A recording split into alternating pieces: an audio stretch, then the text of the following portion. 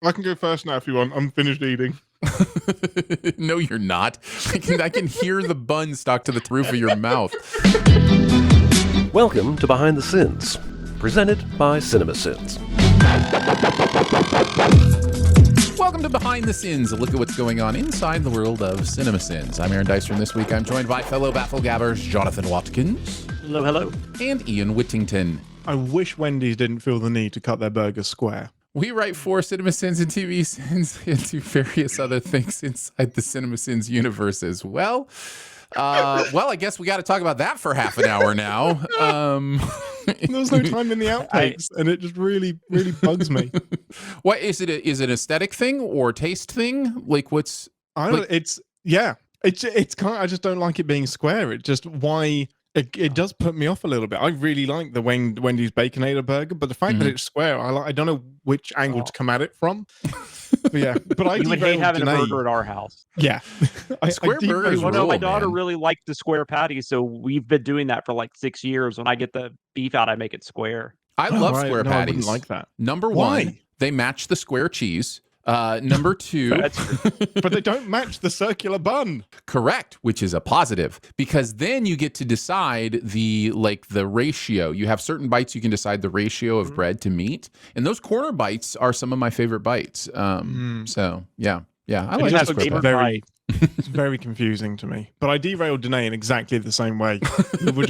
She had no idea. Like, we were just driving along. She had no idea that I'd seen an advert for Wendy's. And just non sequitur out of the blue, just said, "I wish they weren't square." And she's like, "What?" Pulled over to the side of the road. Yep. We must settle this now. Well, unfortunately, Ian, we don't have half an hour to talk about that. We've got a lot of work to do on this episode. Speaking of settling things. That's right. We have the most matchups we will do in a single episode today. We decided to get the entirety of the third round done. Now, this means a couple of things. And by the way, if you're just tuning in to Behind the Sins for the first time, we're in the midst of a tournament right now. We're in the midst of a tournament right now where we are deciding the most sinful, quote unquote, movie that we sinned in 2022. We're getting down to the nitty gritty. We are in the third round. There's only one more episode in this tournament left. We will go the rest of the way next week. But this means a couple of things that we're in the third round.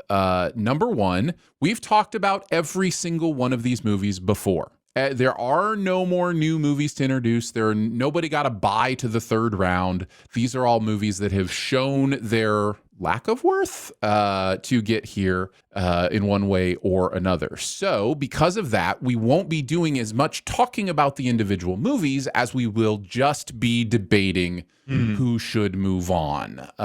So that will include some conversation about the actual movies, but this really will be, from here on out, just voting episodes where we each give our vote and our reasons for doing so. The other thing it means for the rest of the way, apologies to our amazing audience, there will be matchups that you won't be able to vote on before we decide them. The final matchups of round two, as we're recording this, that episode hasn't been released, so we can't put them on the site. We don't want to spoil them for people, so you will not have an audience vote on those. And then in the next round, you will not have there will not be able to be an audience vote. I mean, you can go to the site now and vote on stuff, but it'll be stuff we've already talked about.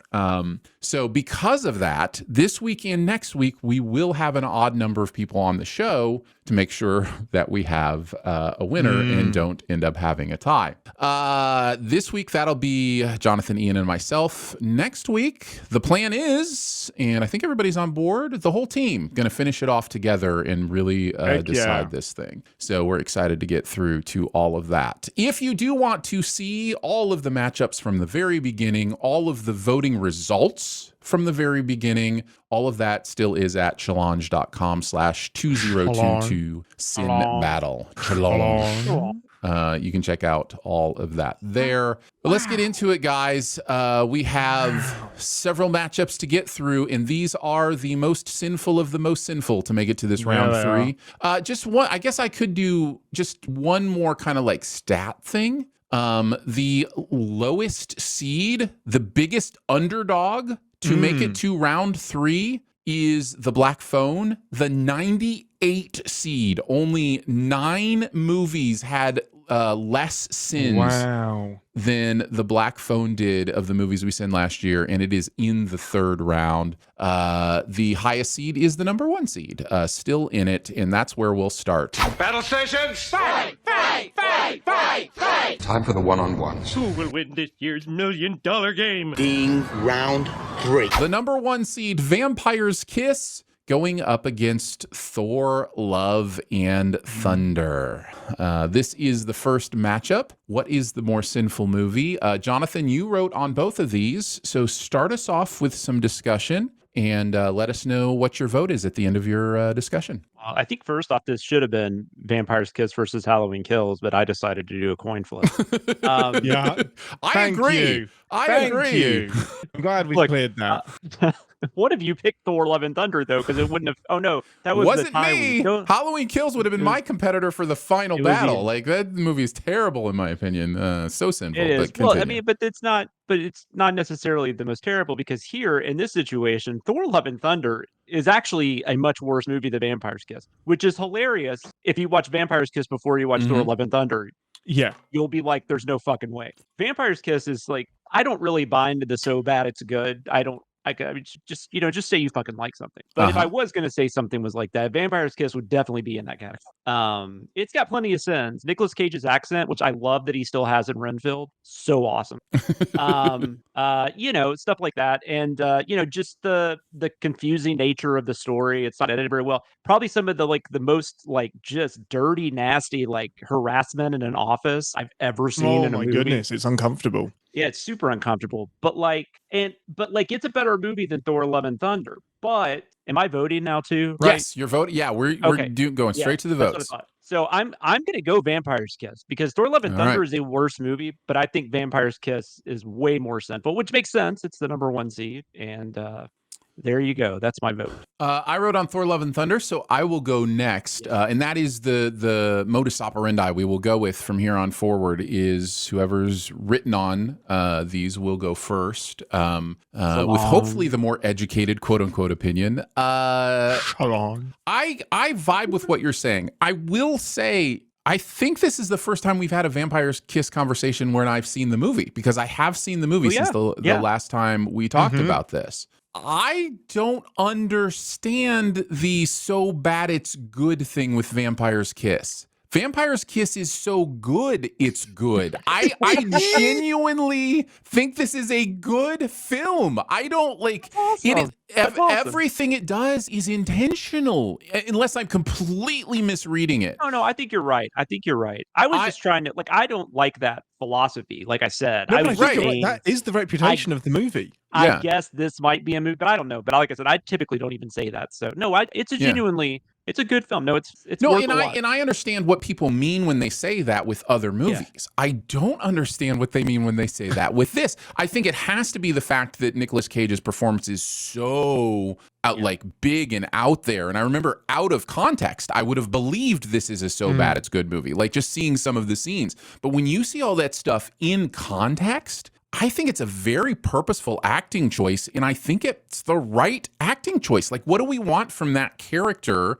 Do we want them to be more nuanced, more believable? I don't know that we do, because I think then you lose the real edge of, this person losing their mind. There's a moment in Vampire's Kiss that I think was the big turning point for me, was when he tried to kill himself and there were blanks in the gun that he didn't realize there were blanks in the gun, and so he really thought he was immortal. There's this idea of the universe has conspired against this man to play into his delusions of grandeur, right?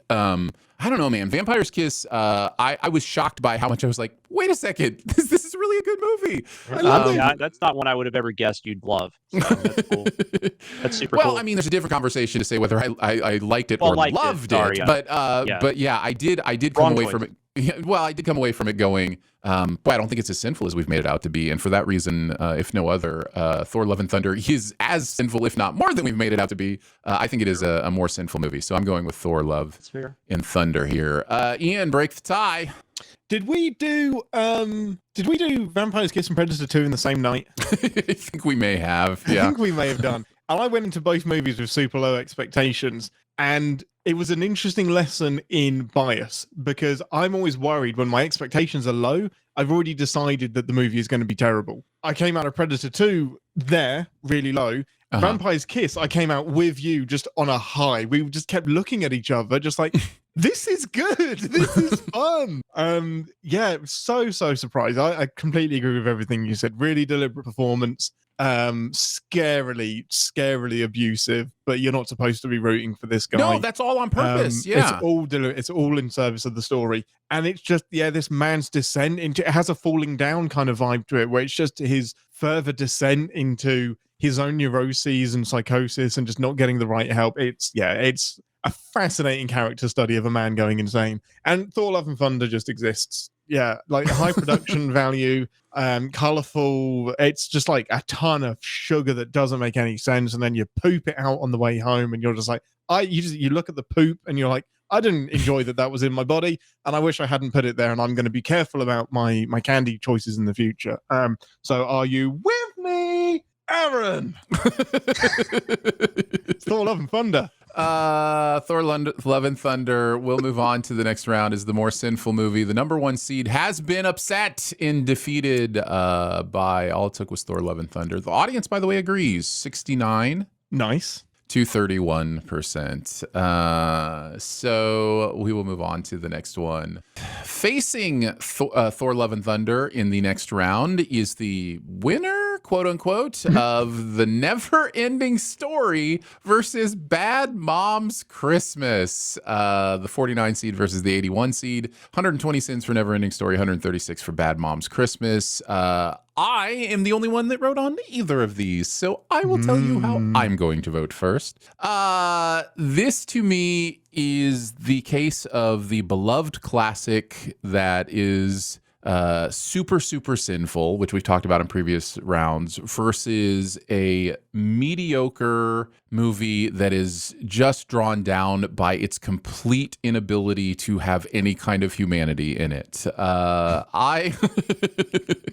I understand this may be closer than you might think at first glance, just because the Never-Ending Story does have a lot of sins. And an ending. And it does have an ending. Listen, that it should win the whole tournament because of that. You can't lie in the title of your movie. If nothing else, Bad Moms Christmas is telling the truth about how bad these moms are. Yes. And that it is Christmas. And that it is Christmas. Christmas time. Yeah. But it is not a never-ending story. Is it even a story? Who knows? No, I'm going to vote for Bad Moms Christmas. And a lot of that comes down to, and I think I said this in the last round, it's not just that this has a weird view on mothers and daughters that I think paints women in like all the easy stereotypical ways that it's easy laughs and at what cost kind of thing. It not only does that, but it also has all the other kinds of sins too. I've mentioned the half-hour Sky Zone commercial, who knows how many times, but just that kind of stuff, right? So yeah, Bad Moms Christmas is my vote. Jonathan, why don't you go next? Sure. I still haven't seen Bad Moms Christmas. I cannot fathom a time and place I would watch Bad Moms Christmas, especially since I did not get if it wasn't signed for on this. to the script. I don't really care much for Neverending Story. I don't know if I said that when we talked about it at Sun Week, but it's not, because Chris was sitting right by me and I thought he might hit me or something, but because Chris is a longtime fan of this. But no, I'm not a huge Neverending Story fan. Didn't even really like it as a kid. But I can't imagine a world where Bad Moms Christmas is not more sinful. So I'm voting Bad Moms Christmas. All right, Ian. Yeah, for me, it comes down to at least the Never-Ending Story took a swing. Like, it's got some scenes where it falls apart, but Never-Ending Story is, unique. It's like it's in the same bucket as Labyrinth, where it's visually stunning. It's doing something really cool and just a weird little unique story. Bad Moms Christmas is everything I dislike about these types of movies, and it has all of those sins of wasted potential and just easy, low-hanging testicles. So yeah, Bad Moms Christmas. There are a lot of testicles in Bad Moms Christmas. More than there should be, Jonathan.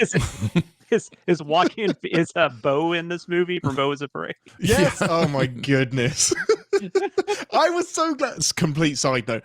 I was so glad that was addressed a few scenes later, where they're just like, "Oh, we noticed that you have massive testicles." Yeah. Oh my goodness. Yes. We saw that. I'm always glad that the word distended gets allowed to be used in the English language. It's very important. This episode will be distended. Bad Moms Christmas. We'll move on to the next round. Audience agrees 88% to 13%. Next battle between Street Fighter. 101%. How is that possible? It is. It's a fair question. I just read the stats as they come to me. He just reads the auto prompt. I assume it's they rounded up or whatever. Yeah, that's just how bad Mom's Christmas is. They just gave it an extra % that doesn't exist. Yes. Street Fighter. That's Danae voting from aside. She's not on this episode, but she's chucking it in. Street Fighter versus Eternals is next. By the way, Street Fighter is the only Sin Club only movie that we sinned last year that made it to this round. So that is in the Sin Club. Street Fighter is the 8 seed with 253 sins. Eternals is the 25 seed with 175 sins. And Ian, you wrote on both of these, so you get to start us off with the voting. So I'm baffled in two ways. I don't know why Street Fighter has so many sins and why Eternals has so few. The Eternals, I think we just ended up. I mean, you had something to do with that. You wrote on. Yeah, no, agreed, completely. But when you don't notice until you put them side by side. So It might be Ian. It might be because the sin count is not an accurate reflection of how sinful a movie is. Really, I disagree. So in Street Fighter, it should really, in all honesty, only be 153. 100. What's the overall title? 153. Because I dumped 100 sins for this. The biggest wasted opportunity in this movie is not using the actual dialogue or catchphrases from the video games to kick off these matchups, because they pair up a load of people that you would actually see in the game, and they all have an opening line. I think that's a valid 100 sins right there. In hindsight, it may have been too harsh, because I Googled, because this was in the outtakes, was we actually did overlay those opening bits of dialogue for the outtakes. So yeah, okay, fair enough. But man, I just have Street Fighter, deliberately or otherwise, is fun. Whether it was meant to be a more serious action movie and ended up in the camp, Eternals just does exactly what it wanted to do, and that doesn't feel good to me, because it's just long, dull, and boring, and wasting my time, and just again a missed opportunity where this could have been a 6-part miniseries. And don't worry that the Inhumans tanked. There's lots of reasons for that. Doesn't mean that the Eternals would have tanked if you took it the same route. I can't believe I'm doing this, but the Eternals is going to be my vote. I'm not just deciding that it goes through, but the Eternals is my vote. I can believe either way on this, and I'll just go ahead and say now, this is a 50-50 split for the audience. So and that makes total sense for different reasons. At least that's 100%. Jonathan says yes, correct. Ian votes for the Eternals. Jonathan, why don't you go next? So I mean, Street Fighter is one of those weird movies. Like I have not seen it since it came out, but I hated it. And it's one of those movies that I see people kind of coming around on now. Like and I'm sure what it is it's kids from that era that are now adults are like, no, Street Fighter is actually good. And I do not agree with any of those people. No, it's not. I can but maybe imagine people having fun with it. Yes, exactly. But I don't know, man. I mean, Eternals is not good at all, but I feel like Street Fighter has to be more sinful. So I'm going Street Fighter. All right, Street Fighter, which means I'll break the tie here. And this is not an easy one. It's really not. It really isn't, because Street Fighter is one of those movies. Like if it's one of those dictionary movies. Like if you look up, sinful movie in the dictionary, there's a picture of Street Fighter. You know what I mean? Like it's what I expected Vampire's Kiss to be. I expected Vampire's Kiss to be that notoriously bad. Yeah. But the thing about Eternals is it's so sinful and there was so much effort put into it. Yes. It's Chloe Zhao. Like, I mean, come on. Like, and at the end of the day, maybe that's one of the things that makes it the most sinful, and not because she isn't a great director, but because it's just a terrible combination. Like, to try to have her auteurism interact with the MCU just didn't work. And that's before you get to the story issues and the generic CG demon dogs and whatever else is going on in this movie that means nothing. If there's one movie you watch the end credits stuff on and just go, never seeing them again, it's this one, you know? Right. Like I am leaning Eternals already, and I think what's going to put me over the edge here is that the expectations should have been so much higher for the Eternals, and it's still as sinful as Street Fighter. So I'm going to vote Eternals through to the next round as the more sinful movie. So you're saying that Steven D'Souza doesn't deserve to be in the same sentence with Chloe Zhao? That's what you're saying? He fucking wrote Commando. Okay. Commando's a great movie. There you go. Commando's a great movie. Yeah, I know it is. I love Commando. And a great style choice. All right, moving on to the next round. Wild Wild West up against Moonfall. These get tough. These decisions this is the beauty. They will get tougher and tougher. Ian, you wrote on Moonfall. I wrote on Wild Wild West. I will start this one off as Ian takes a giant bite of a cheeseburger. He's been eating it this entire time. I guess I haven't caught it till now. He's been doing a good job at not letting us know. But that was the funniest thing ever because I go, Ian wrote on Moonfall, I wrote on Wild Wild West, just as he's taking a giant bite of this burger, and he looks at me like, oh no, is he coming to me first? Boom. He gave me a huge thumbs up when I said I'll go first. Is it Wendy's? No. Is it a square burger? No, it's not. Okay. Oh my goodness. Wiggles. I can go first now if you want. I'm finished eating. No, you're not. I can hear the bun stuck to the top of the roof of your mouth.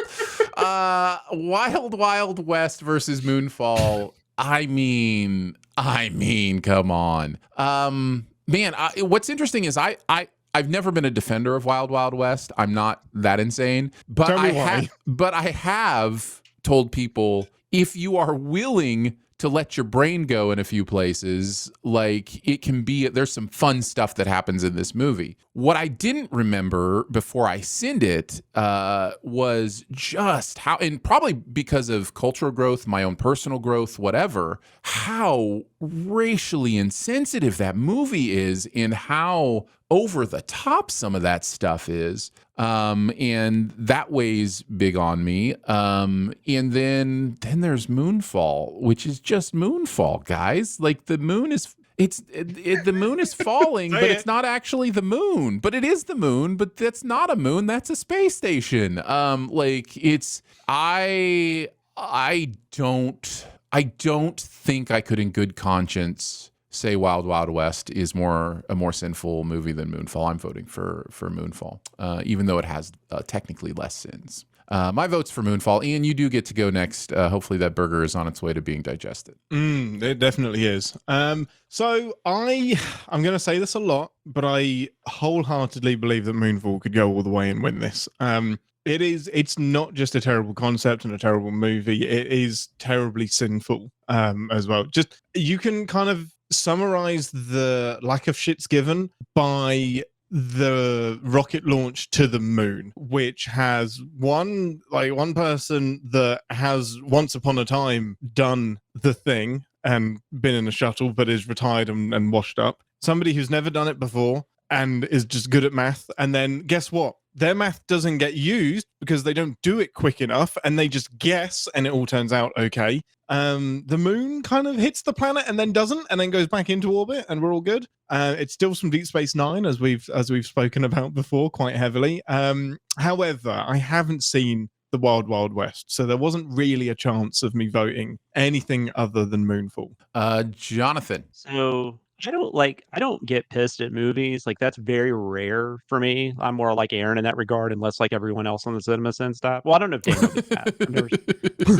But Jeremy, Ian, Chris, and Danae definitely get mad. We get So mad. there's maybe, but Moonfall is one of the few movies that's ever just kind of made me like borderline angry.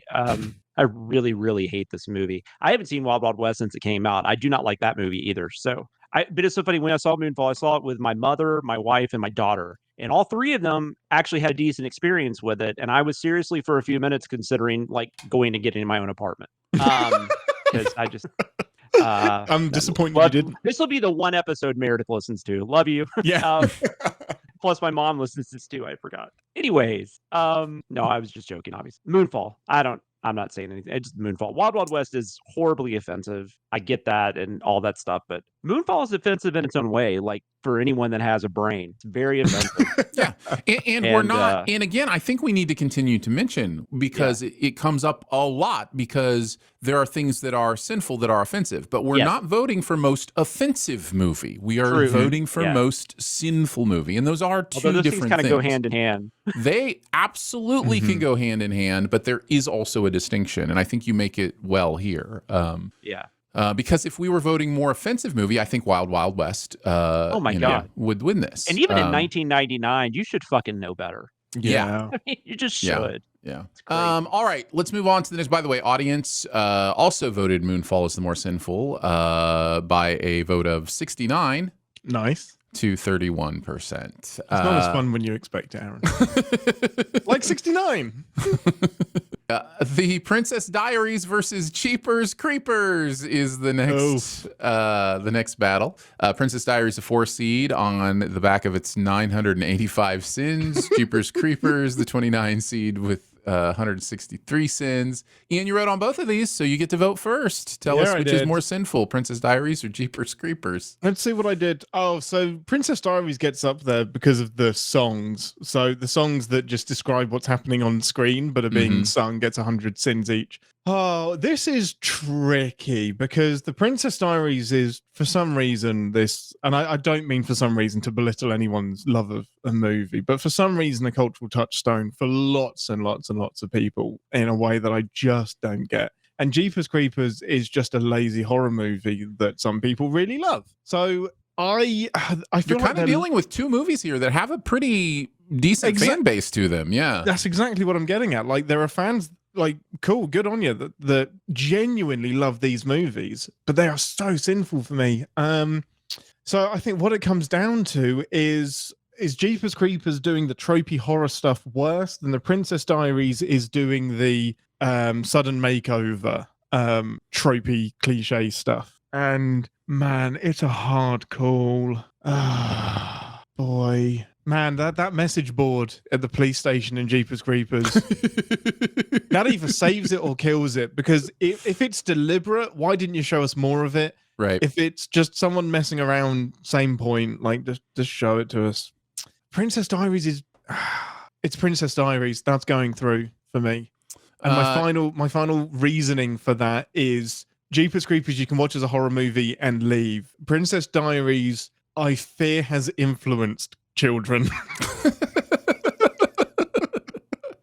with its sins. Okay. All right. So the impact of those sins coming into your internal debate. Yeah. I wrote on Jeepers Creepers, but not Princess Diaries, though I have seen Princess Diaries. And I think the big sins that the Princess Diaries gets have a lot to do with princess culture, right? Like this idea of what it means to be a woman, what it means to be a princess, what it means to be a certain type of person. And I get that, and a lot of Disney movies have struggled with this through the years as well. Just the idea of the princess narrative.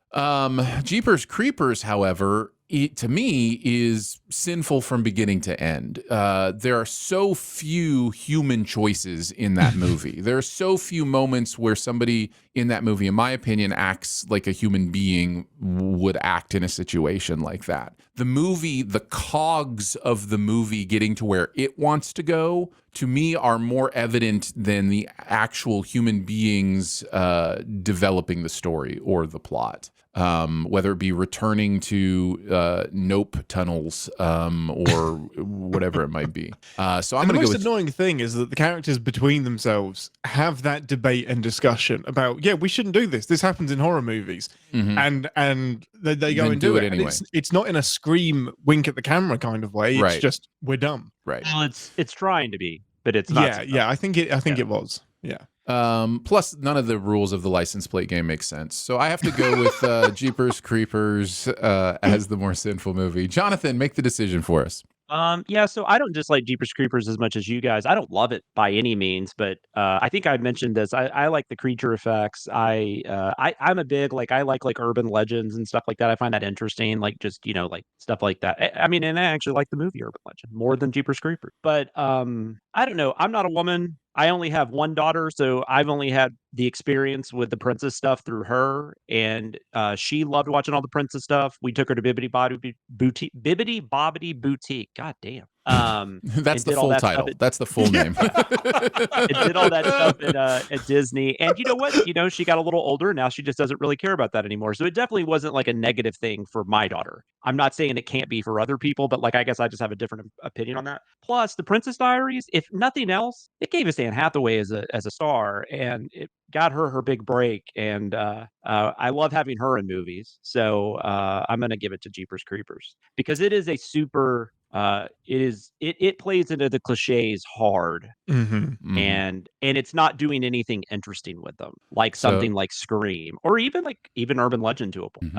But it's it's just, I don't know. And plus, and I guess I'll say this just because I don't want somebody saying you didn't even mention this. And the director is a creepy, evil son of a bitch. So for all those reasons and more, Jeepers Creepers is going. Not fair, but okay. 56% to 44%. The audience agrees. That's about as close as I would expect, and I'm not sad about Jeepers Creepers. It's not super far off. Princess Diaries is bad. Do not get me wrong. All right, moving on to 51st Dates versus Madagascar, Escape to Africa. I wrote on both of these. Is this close? I wrote on both of these. And did you say this is close or is this close? I said, is this close? I would say yes. I wrote on both of these.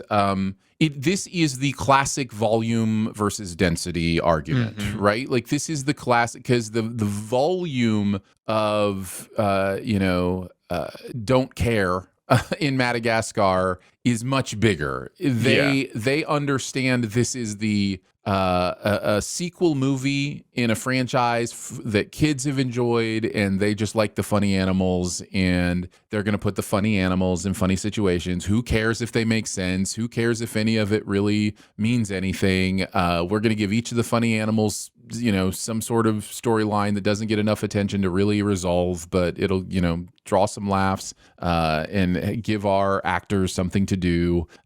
So there's not a lot of care, in my opinion, in Madagascar, Escape to Africa, that shows up on the screen. I got to be careful, because certainly I'm sure there are many people who cared very deeply about that movie when they were making it and tried to make something good. And then 51st Dates, you could say similar things. But I don't know, there's at least more cohesion there. As much as it doesn't make sense, like the amnesia stuff, at the end of the day, it doesn't make sense how the people around her are handling it.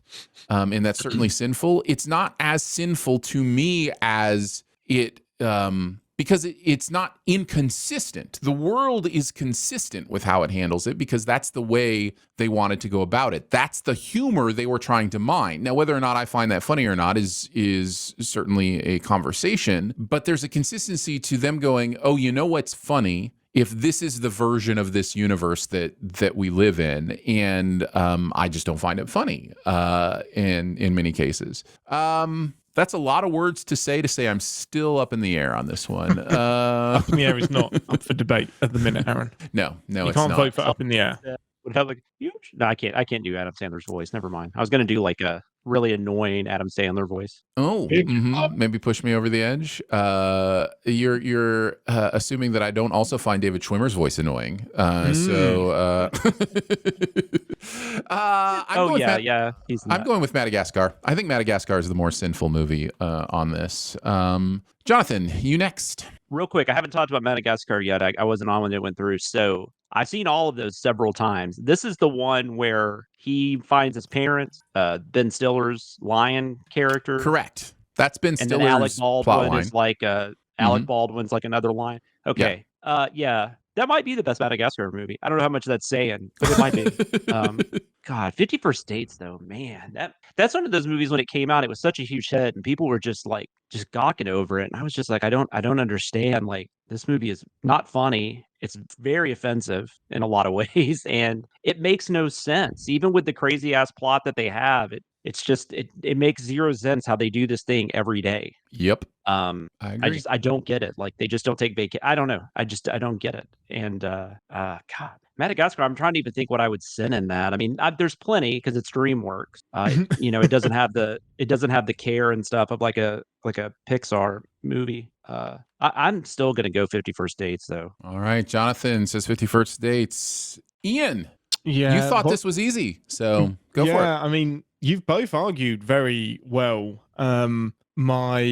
This even easy was because I was leaning 51st Dates, and that was absolutely a density versus volume thing. And for me, the density of the sins, be they fewer in 51st Dates, are more egregious to me. And Madagascar is like, we're in a cartoon. Yeah, it's sinful that you don't care, but there's an attempt at a story there, and there's some gags. There's an attempt at 10 stories there. Yes, there are many. Arguably too ambitious, which is an interesting accusation to levy at a DreamWorks film. But it does feel it's hard to ignore my bias that I like Madagascar more than 51st Dates.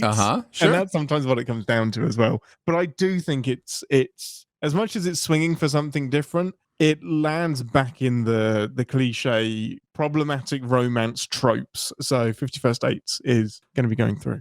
And it has Rob Schneider. Is that enough? Oh, then it's definitely going through. Oh, I didn't even think about that. Can I change my vote? Yes. Just kidding. All right, so 51st Dates is going through. The audience disagrees. They had Madagascar with 100% to 51st Dates, 0%. That's just because nobody in the audience but me has voted. All right, so we'll move on. 100%, and 51st Dates had 72. Amazing. From here on out, we do not have audience totals to give you. So we will continue on with Grease versus Minions, The Rise of Gru. This is a 5 seed in Greece with 755 sins. Most of those sins due to the line, did she put up a fight? Minions, The Rise of Gru has 165 sins and comes in at number 28. I'm the only one that wrote on either of these. I wrote on Grease. This one is not hard for me. I think Grease is the more sinful movie here. And it's not just, again, because of the offensiveness of, what's going on there. I do think the movie itself is also, the one thing the movie has going for it is talented people doing talented things, right? Like, these people can sing, they can dance, and I think that is where it gets its, lifeblood from. But as far as the story goes, everything about this story is weird to me. I don't understand the character necessarily. I don't understand how the characters interact together. Maybe it's because I'm not from that era. And I don't understand why the car is flying away at the end. So Minions to me is a kid's movie, fairly inoffensive. I don't even know that when we've previously talked about it that I've seen The Rise of Gru as a hugely sinful movie. So I'm going with Grease on this one. Ian, why don't you go next? Oh man, this is hard because I go back and forth on Grease. I heavily dislike it and have since I was a kid, but I do appreciate it because I'm sorry, Mum. I know my mum doesn't listen. It's one of my mum's favorite movies of all time because she loves the performances, she loves the dances and the singing, and the story. She's fully aware it's problematic, but just has a great time with it. And where I'm struggling is that, does Grease even care that it's telling a problematic story? Like, does it know that, yeah, it's the 50s, it was messed up, this is a story of its time? Do they know how difficult I don't know that is? that matters for our conversation. That would be the first decision to make. But I can tell you that if you do a little bit of research on them making this movie, they were well aware that they were making a very sexualized idea of the 50s. Like, that was their intent. Then I would argue that they've made a good movie then, that they've achieved their goal and communicated that really well.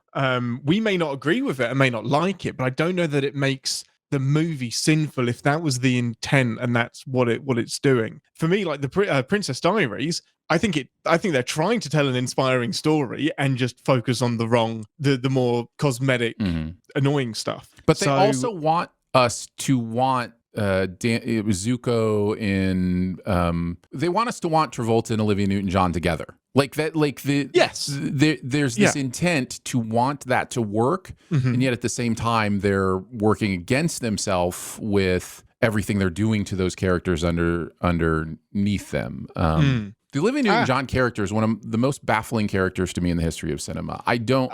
Welcome to women in movies sometimes that are well, written by I mean, men. you're not wrong there. Yeah. Yeah. Minions: The Rise of Gru pissed me off, mainly because it is a Minions movie. Just because the Minions are the more popular offspring, even though I think Gru is a way more interesting character, you had to it is such a self-damning like statement of lack of confidence in Despicable Me, and anything beyond the first Despicable Me is garbage anyway, but I like that first one. And just to go full circle and be like, you know what, Minions are better, we'll just make this a Gru movie, but put Minions in the beginning. It's not a Minions movie, it's a Gru movie. It doesn't stay consistent with its own timeline because there's stuff that I think they got wrong compared to Minions about where his like evil scientist buddy should be at this point in time, because they had to shoehorn him in. This is like just cameos from the Despicable Me-verse, and you didn't even worry about whether these cameos made sense. I think the story is terrible. I really and it's everything I don't like about animated sequels. I can't believe it, but I'm voting for Minions. All right, Jonathan, it'll come down to you. What's the more sinful movie to you? Yeah, Grease was a movie I watched a lot as a kid, but I do think that it mostly had to do with the music, and I don't think the movie knows whether or not Danny is a good person, but Travolta, you can see how good of an actor he is because he makes him very likable, even though there's obviously some problematic shit going on there, right? You could say the same thing for Saturday Night Fever, the way he plays in that too. I think so. I think Andy Travolta and Olivia Newton-John have really nice chemistry. I think also something we haven't brought up, other than the problematic stuff, is like, I know like adults have played teenagers forever, but like I've never seen people that looked less like they were in high school. It really confused me as a kid because I was like, man, they growing big in America. Yeah, no, I don't know who was the oldest, but like, I mean, they were well in their 20s, all of them pretty much. There might have been a couple, but and then what's funny is like the bad guy, the scarred face guy or whatever, like he's not a bad guy, but he's like from the other school or whatever. He's in Grease 2, which is like 4 years later, and he's like still in high school. It's the weird thing. Anyways, I have not seen Minions: Rise of Gru. I've seen all the other ones though. So I can only imagine the sin, but I gotta go Grease.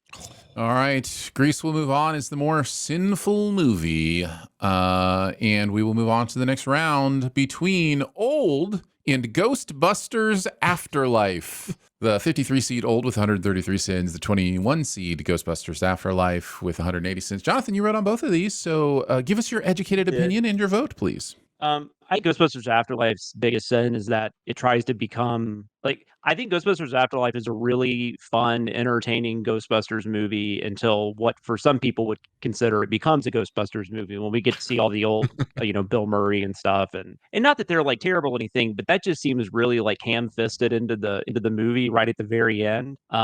And I was enjoying my time with, the kids. The kids were fun, and I loved. Is it Carrie Coon? Is that her name? I think it plays the mom, and then of Yes. course Paul Rudd. I was enjoying all that, and then like the last 20 minutes happened, and I'm like, now I don't know if I like it. So, Same experience. and I mean, just all the things that come with these kind of reboots and stuff. Very, very few franchises have ever been able to do this in a super successful way. It was really interesting. I rewatched Casino Royale not that long ago. The one with Craig, not the old one from the 60s. And I was interesting to say because that was early on in the whole reboot phase, but like Bond nails it like right from the beginning of Casino Royale. So it can be done. Ghostbusters Afterlife is kind of a half and half attempt at it, I guess. But Old is the other one, right?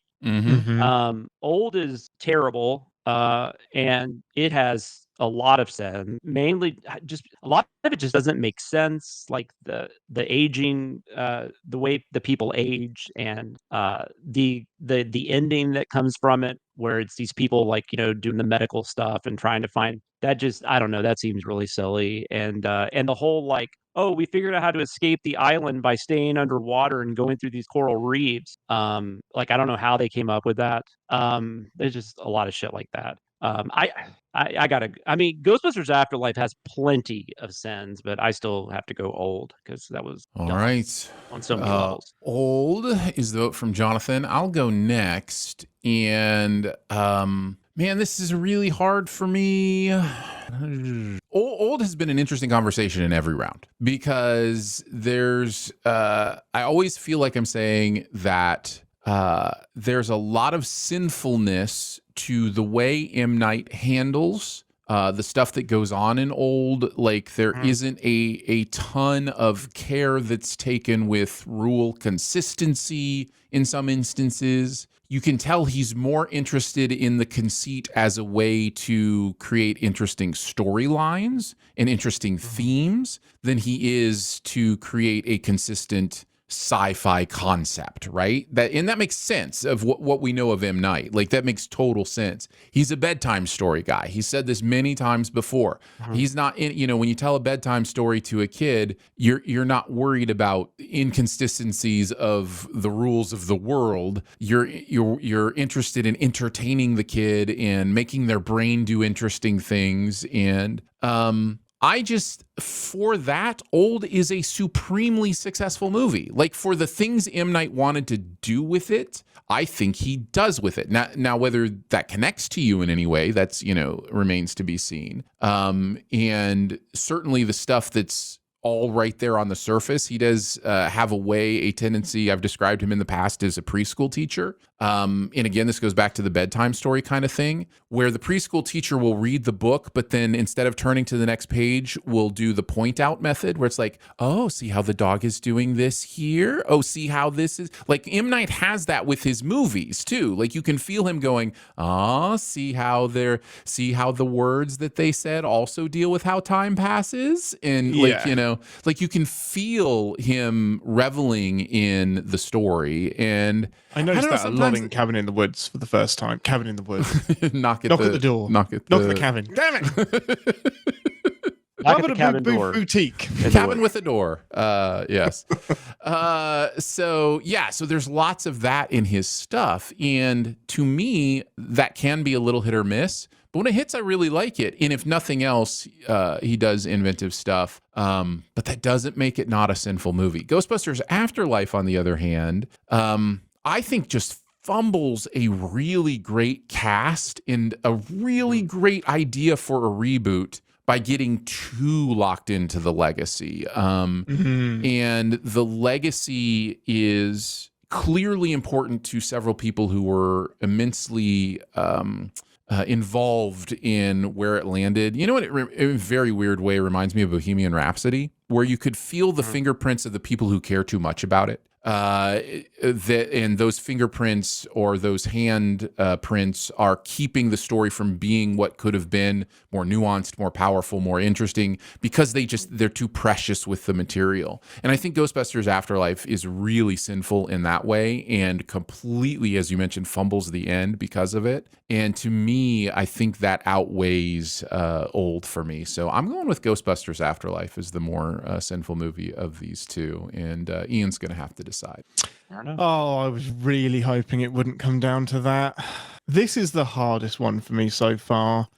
Ghostbusters felt like a reaction to 2016, where it's like that went so far off the rails, we now need to overcorrect. And if the 2016 Ghostbusters hadn't happened, I'd wonder what this movie could have been. Because this felt like such an overcorrection back to, here's the legacy, here's what we want. And you're right, Jonathan, like, you've got a pretty entertaining movie, and I enjoyed the ride until you get this short film at the end, which should have just been cut out and released as a short film so that you've got all four of them back together solving a Ghostbusters thing. It undercuts almost everything everyone else is doing, mainly because most of the characters don't fucking remember them. They don't. I mean, these ghosts turn up and like, yeah, that thing in New York, that you guys, there were ghosts or something. Never mind that ghosts happened and everybody forgot about it. The marshmallow guy, it's so weird. That happened, and we're just like, yeah, that was a weird summer, wasn't it? That was odd. I didn't even buy that in Ghostbusters 2, where they were trying to say somehow that got covered up. How did you cover up a fucking marshmallow man?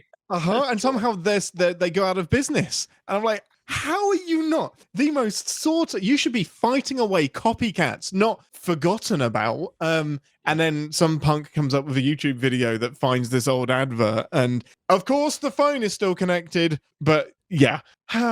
Compared to Old, which if Aaron didn't exist, I would like the most on the team.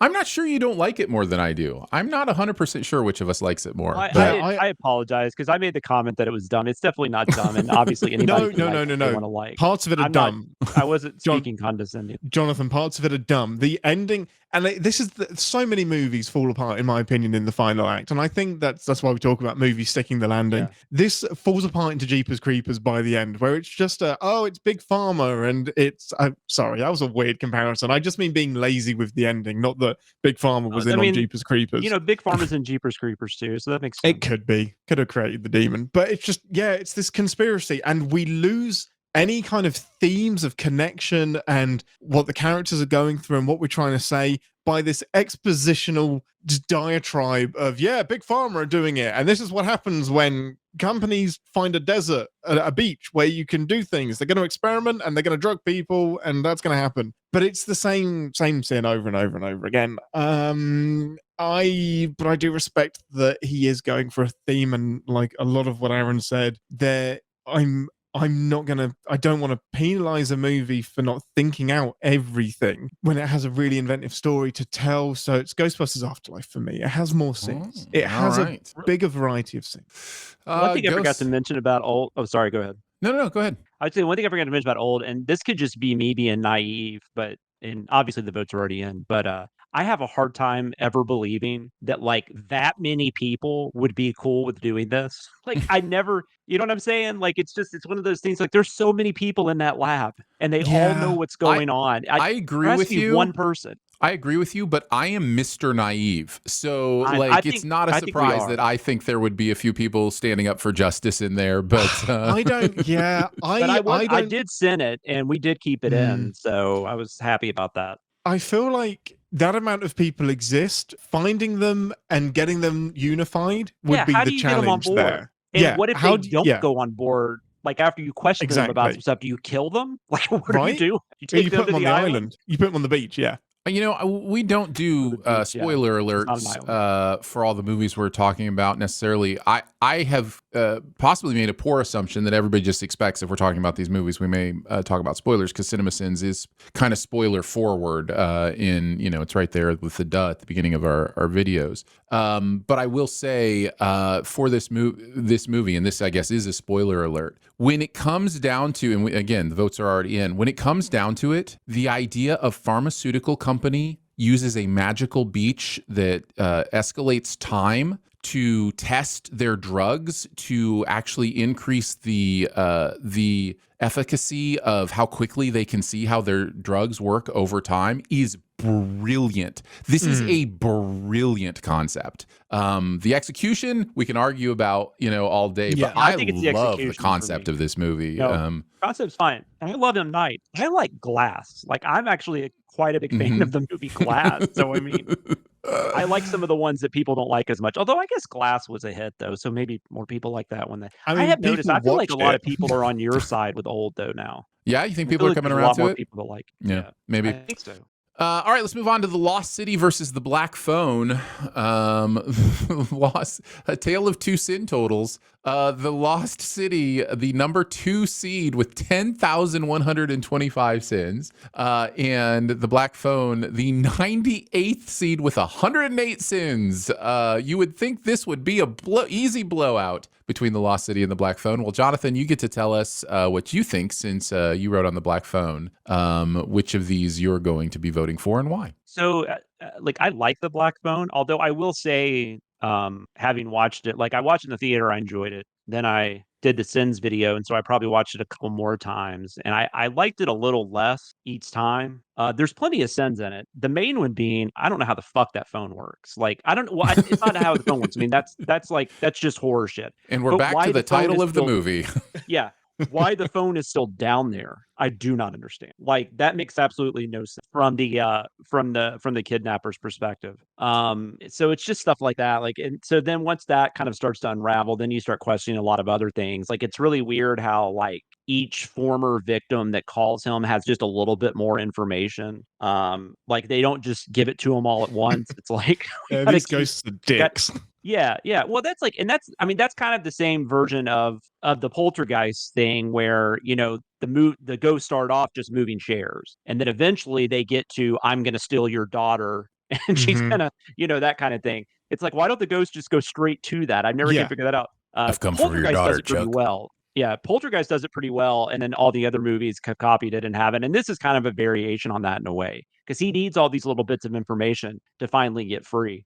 So it's definitely got all that going. Lost City is actually a pretty damn charming movie. I mean, I haven't watched it again, but I had a good time with it. I laughed more than I didn't. I thought Tatum and Bullock were really good together. I loved Brad Pitt. With what little he was in it. It's definitely got sins though, right? Because it's romancing the stone, and it's not even hiding it. It's just we're just going to be romancing the stone and deal with it. And it's got obviously a lot of the women in peril cliches. I think it handles them a little better than a lot of these movies do. Something like 50 First Dates or whatever. But God, that phone bugs the fuck out of me. Even though I don't know, I probably like them both about the same. But that phone just bugs the hell out of me. So I'm actually going to go Black Phone, which is kind of weird. But all right, Black Phone is the more sinful movie, says Jonathan. Ian, what do you think? This is interesting. I mean, The Black Phone has had a pretty easy ride because it was up against Encanto and Batman. I'm kind of shocked it beat Batman.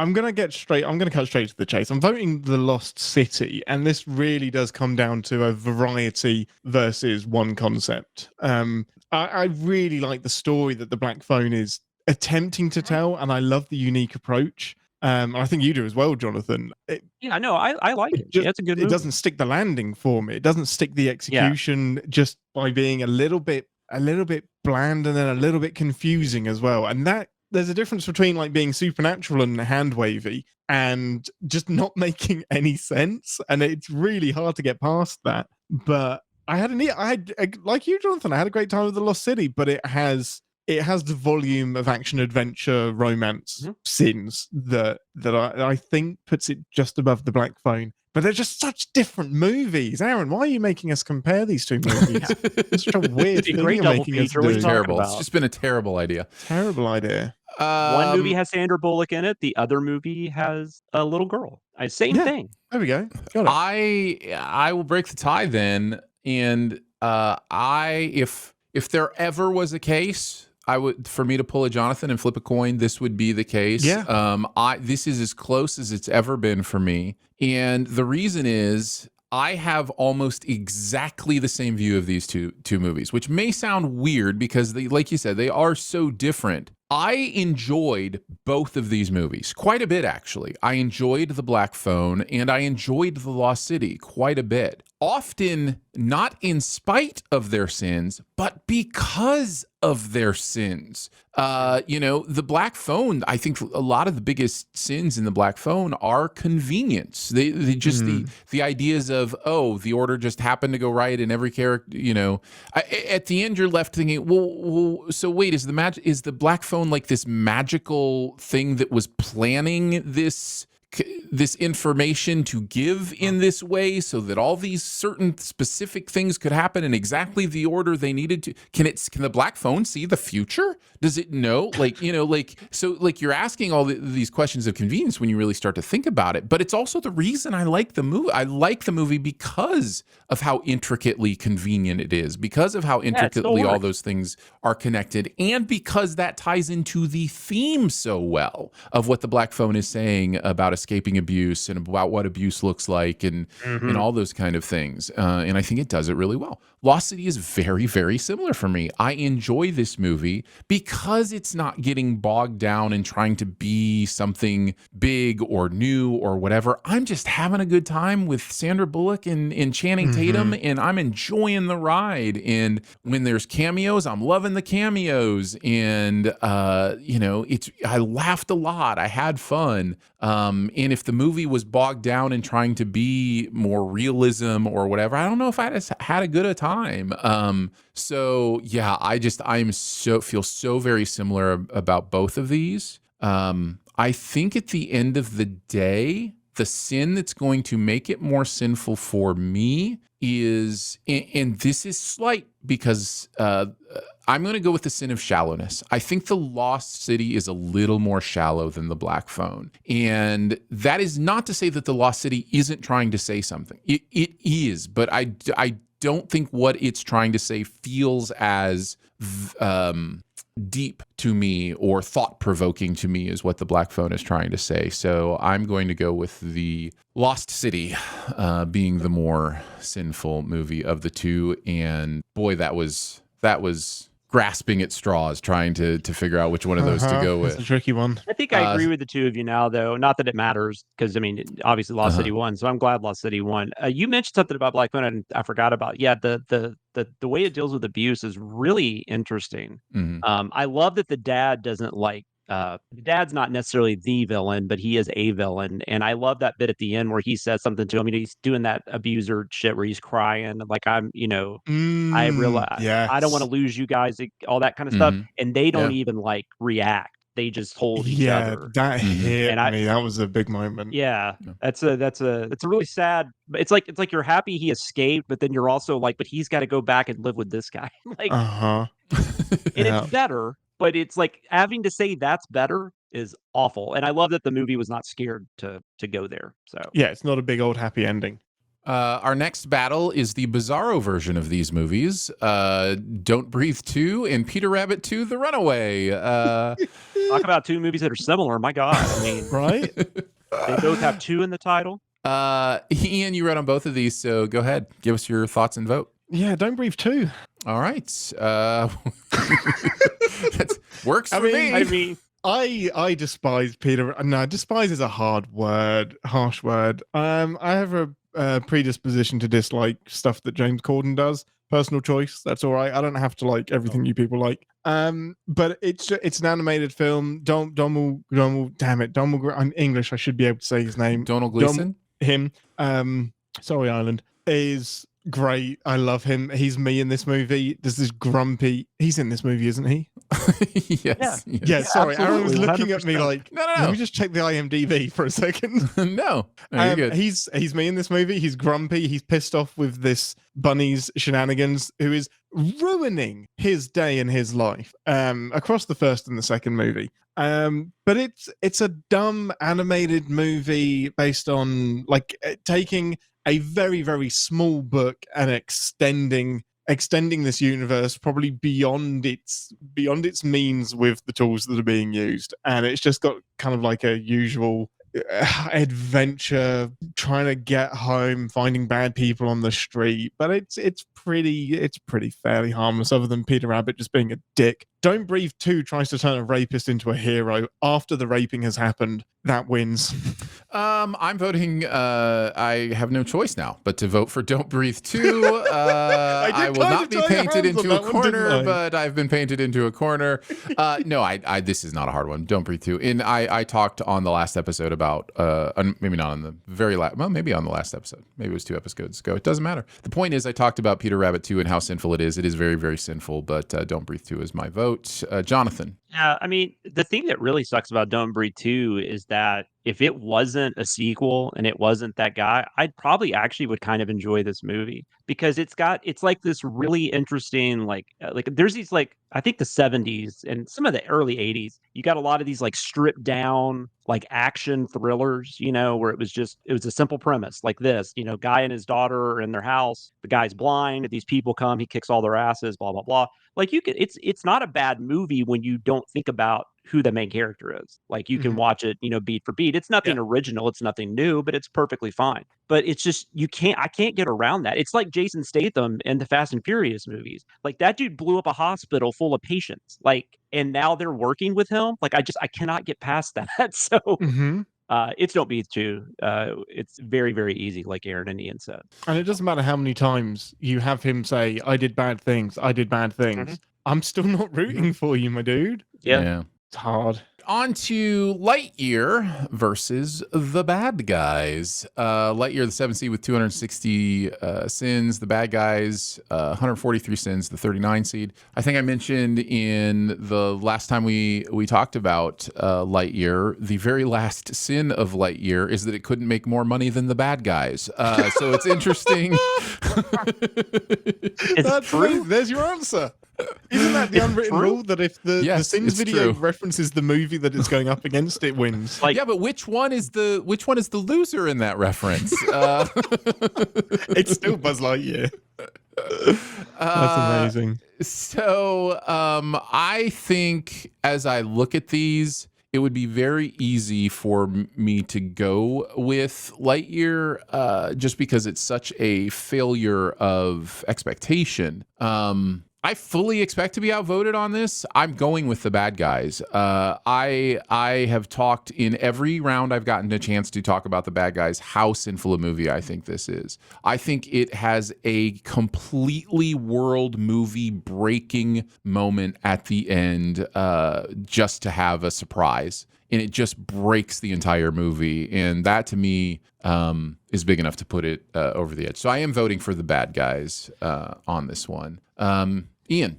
I haven't seen either of these films. Okay, Jonathan. I haven't either. So. Oh, you haven't either? I watched the video. Okay. No, I watched the videos. Okay, then I'll vote Lightyear. All right. Comes down to Jonathan then. I think Lightyear's biggest sin, if anything, from what I can tell, from what I've heard from people that have talked about it, I watched the video the Sins video, and I just think that just the concept of it is just like hard to wrap your head around. Huge one. Yeah. Mm-hmm. Yeah. It's it doesn't make any sense. It's not just that it's hard. It's not that it's just confusing. It also like negates. So it's interesting because you're absolutely right. Lightyear has a world-breaking beginning, and the bad guys has a world-breaking end. Like it's interesting in that way. Yeah. I'm actually going bad guys though. I felt after watching the videos, bad guys seem to have a lot of those same like cliches and stuff, and plus the thing that happens at the end. So yeah, I'm going bad guys. All right. Bad guys will move on, much to the chagrin of some people on Discord who cannot believe that the bad guys is still in this contest. I don't think they're shocked you didn't vote for Lightyear, but they might be surprised. That's true. I didn't even think about the fact that Lightyear's a Pixar movie. That didn't even cross my mind just because it's so underperformed. It feels like somebody else got the rights. Like right, that's exactly what it feels like. You're not wrong. That's a great way to put it. It feels like somebody Corman got the rights. Yeah, no. It literally feels like somebody was like, you know what doesn't matter anymore? Copyright law. And just like, all right. Cool. Miss that too. I miss just some other random company picking up some weird movie and then just making a sequel that makes no sense. Like that happens. I'm down for it. Listen, my copyright law opinions are not private. I've been very public about that we need to really loosen up a lot of the copyright stuff to inspire more creativity. But anyhow, Yeah, sure. we'll move on to the next round. Fantastic Beasts: The Secrets of Dumbledore versus Punisher: Warzone, a couple Colin movies, which that's probably right where they should stay. And we are, I guess I'll go first again because I wrote on both of these. There are 3 battles in a row where I wrote on both of them. Was I just put on all the bad movies? Is that, Yes. am I realizing Apparently. something here?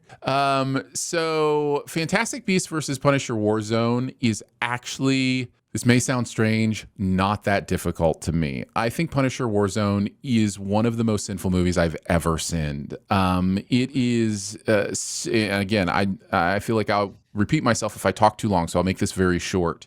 I just think it's a complete failure of tone understanding. I think the movie does not understand what kind of movie it is, and therefore, when something is where something, the attempted tone is satire or over the top humor, it doesn't work because that's not how you've been led before. And when the tone of something is take this seriously, you can't do that because of something you saw that was really over the top. Like, it cannot succeed in everything it's doing. So every moment, everything becomes a sin. And when everything is a sin, it's hard not to be the most sinful. Whereas Fantastic Beasts, it's a Fantastic Beasts movie. It does what you expected a Fantastic Beasts movie to do, which is be very sinful. But it doesn't.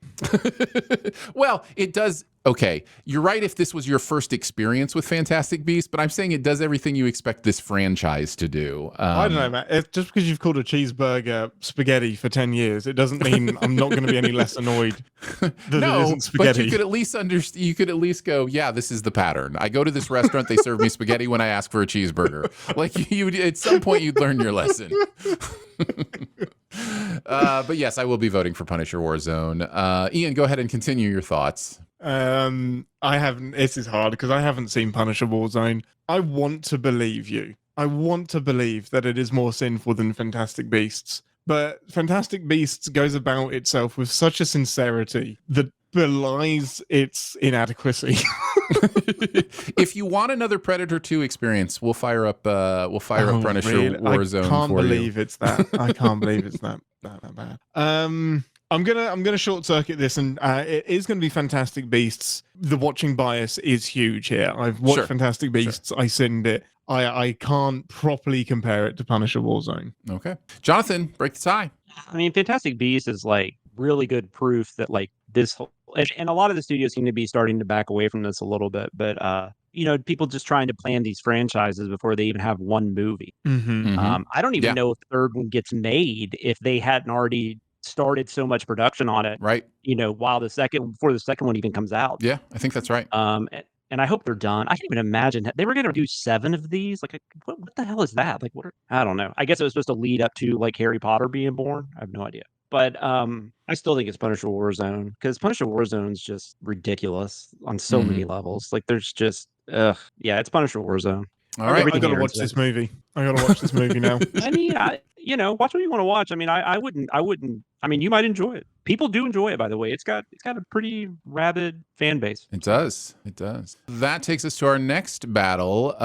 Paul Blart Mall Cop versus Bridesmaids. Paul Blart is a 3 seed with 1,312 sins. Bridesmaids, the 30 seed with 159 sins. I again wrote on both of these. So I will go first with deliberation.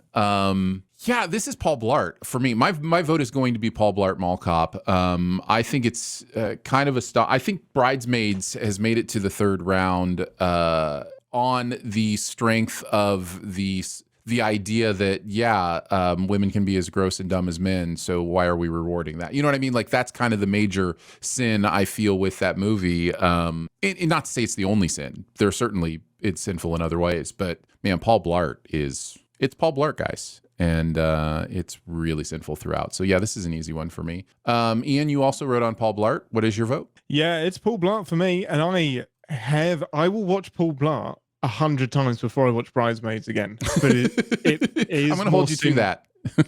Please don't. But it is like 3.5 hours. But it is more sinful for me, and it's less shits are given. I feel the shits that are given in Bridesmaids, even if I don't agree with the direction they were thrown. And you really do feel those. There's a whole scene where they're felt. Yes, that was deliberate.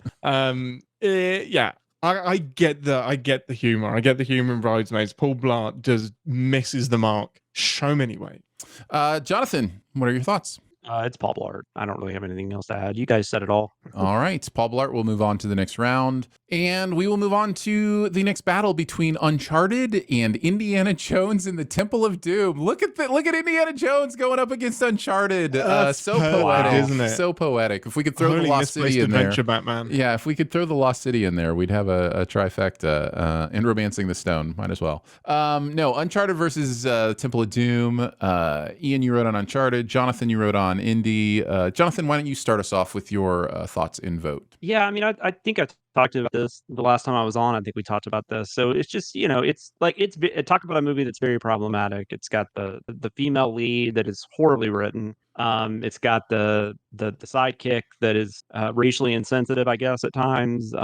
Makes fun of, tries to pokes fun at other cultures, like eating habits, religious practices, all kinds of stuff. But there is no way in hell I'm gonna pick Indy over Uncharted, which is because Indiana the Temple of Doom still somehow manages to be a pretty good movie, but Uncharted is just taking everything it can from the Indiana Jones films and making it a lot worse. So it's Uncharted, and this might be a little closer than I'm making it seem like, but there's just no way. I mean, I can't pick Temple of Doom over Uncharted. Ian, you're next. Oh, this isn't even a conversation. This is the easiest pick, not just of this round, but of I think any round I've been in to date. It's Uncharted, because imagine you asked for a burger and you got spaghetti and the spaghetti still tasted like shit.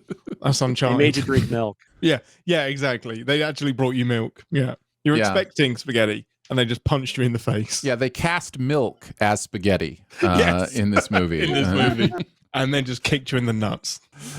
I will say it's probably closer for me than you guys, No, but it's not. It is, but Temple of Doom's a pretty sinful movie. There's a lot of sinful It's stuff very going sinful. on there. But I'm not going to. It's not close. I would also say it's not close. I just said it's probably closer for me. Uncharted will be moving on to the next round. The next battle: Morbius versus Click. So we've got some Sandler versus some Morbius. Morbius, the 59 seed with 131 sins. Click, the 38 seed with 145 sins. Ian, you wrote on Click. Why don't you start us off? You bastard. I did write on Click. It is hard to see past my fury. But what is more sinful? Jared Leto just doing a worse impression of a vampire than either of Nick Cage's impressions. And Nick Cage wasn't even playing a vampire in one of those movies, and it's still better than Morbius. The wasted opportunity, the shitty CGI, the where the fuck is this story going? Who do I root for? Why am I doing this? Other than to watch Matt Smith dance. Compared to Adam Sandler doing what Adam Sandler does best, which is make himself the victim in these movies when he's just a terrible individual, and it all works out well at the end because it was all a dream. And did this spawn? It was all a dream. Just that being. Oh, that's been around movies. No, forever. I know it's been around forever because you got the whole JR in the shower thing, which is insane to me. The Wizard of Oz. Well, yeah, but there's I'm JR's glad on I'm the going shower, first. by the way. Bobby's in the shower. Bobby Ewing in the shower. I don't know. Didn't JR come out of a shower because he got shot and then? No, JR got shot. I think Patrick Duffy decided to leave the show, and they killed him off, and then he wanted to come back because I guess he wasn't getting any work. So they made this they made all this stuff a dream. He never got shot. I thought JR got shot because he wanted to take a shower with a snow globe. I thought that's what happened. Okay. Yeah, and he had a sled named Rosebud. It's crazy. I might get deported for this, but it's Click. For me, it's more sinful than Morbius. Wow. Okay, Jonathan. I know. No. On my own. Hey, no. That'd be a weird story. Why'd you get deported? I was on this podcast. I said I like Click better than something else. There are so many things we have to explain before getting to the reason. So have you heard of Cinemasins? So, Jonathan, what is your debate here, and where's your final vote go between Morbius and Click? What's the more sinful movie? I want to make this very clear. Click is horrible. It's super sinful. Like most of the Sandman's films. Oh, I can't believe I just said. Do you feel dirty? it's Morbius. I mean, it's just Morbius is so bad. It's so sinful. I don't want to watch either of these movies again, so I don't want to make that choice. But Morbius is so much worse. I mean, it's unreal. I mean, we made 2 Sins videos out of it. That's how bad it is. Yeah, but how much of that is just meme culture, right? Like, I know that's all we did. Yeah, I'm joking. It's interesting. This is I an think this interesting movie one. is way more forgettable if it didn't get memed to death. And I think that is the reason that we're talking about it so much, is because pop culture latched onto this thing that was supposed to be incredible. And finally, we're getting a Morbius movie, and it just snuffed Nobody the talks delivery about so Click. hard. Click was a giant hit, and nobody talks about it anymore. So I feel like I still hear people talk about how amazing Click is. I might just Man. stop listening if somebody says that. That might be what just switch off. Yeah, click. I'm gone. I would. talked about. So Click. I'm gonna for like do- 3 hours. I'm gonna break this tie with a process of logic that I have used once before in this tournament, and it's when 2 movies are so bad that instead of counting how sinful they are, you count how not sinful they are. Is there anything in them that's not sinful? Anything redeeming. Anything in there you're like, I'm glad I saw it because of that. And I'm pretty sure you did this with Morbius because you said Matt Smith was the redeeming thing. it is the redeeming thing, and Click doesn't have a redeeming thing I can think of. Like, I can't. Doesn't have Where's topless Matt Smith dancing. Right. I'm glad I saw that Matt Smith dancing scene. I thought that was, fun in a theater. But I haven't seen Click in a while. Maybe there are moments I laugh at in Click. There aren't. Is it really more sinful than Morbius? Please take your time on this. You can edit this silence out. Don't feel pressured. Either one. I really do I'm okay struggle with with either the one going weight through. of Morbin time. Like, I really do struggle with the weight of the cultural idea of what the Morbius movie is. It became this thing where, Morbius is the movie of all time, or whatever, the memes were or it's Morbin it was time. great when Hugh Hefner came in and said it's Morbin time. Right. This is coming from. It's coming from who? This is coming from 2 people who haven't had to watch Morbius like 4 times. So Yeah, you did sin this and I didn't. But I didn't sin either of these. I think, Ian, the thing that's convinced me is your point about the idea that without the internet culture, this would just be a mediocre superhero movie. Yeah. And I don't know whether it's fair to ignore that or not, but I think if you remove that, it is just a movie that gets forgotten about. It is. I'm not saying it's not actively bad at times. It is actively bad at times. There's a reason the internet glommed onto it. But I think overall, Click is the more sinful movie. I don't know if this is the biggest upset the audience will think, but yeah, I think Morbius is out of this. I think Click is moving on to the next round. So wow. I did not think. I'm okay with that. I voted Click with confidence, knowing that Morbius would go through. well, you were wrong. You convinced me. There is something with the internetness of it all that I feel the need to defend my vote even more here, but I don't know.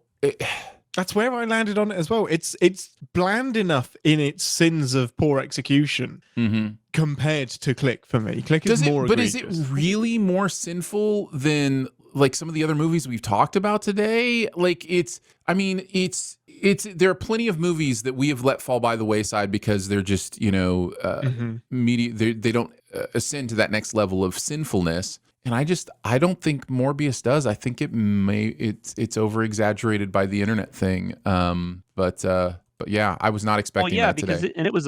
I guess it did okay. I mean, it had a good opening weekend because there wasn't much else out, but it didn't do very well. Whereas I cannot figure out why Click made so much money, but that was around that time, I guess. Adam Sandler, everything he made. Yeah, it's Sandler. Yeah, kicked it. That's what it is. Yeah.